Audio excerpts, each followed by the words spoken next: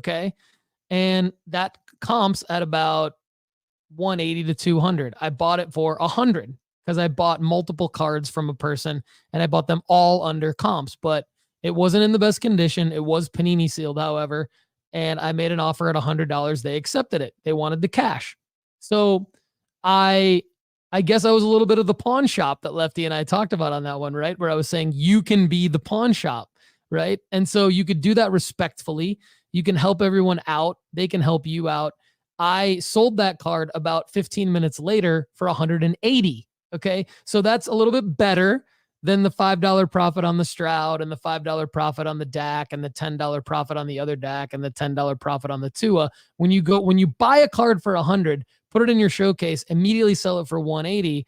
And then I did an Amen Thompson Prism out of 25 autograph, rookie autograph PSA 10, comped at 480, bought it for 400, sold it immediately right after that for 450. So when those things add up, and I walked home and came home with more cash in my pocket than I've ever brought back from a card show. And it was a mix of all of those things. It was a mix of buying at people's tables for a good price and then putting it out in my showcase. It was also a mix of buying at my own table with Lefty and then putting it out into my showcase.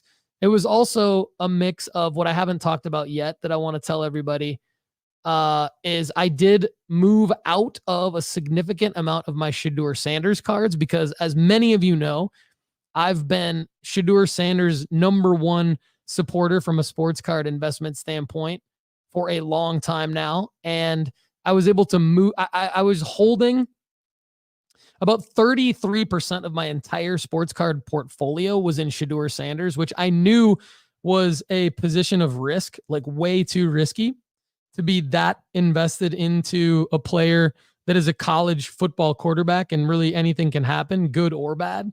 So I moved out of about 100% of my lowest Shedeur Sanders cards, which were still pretty nice cards.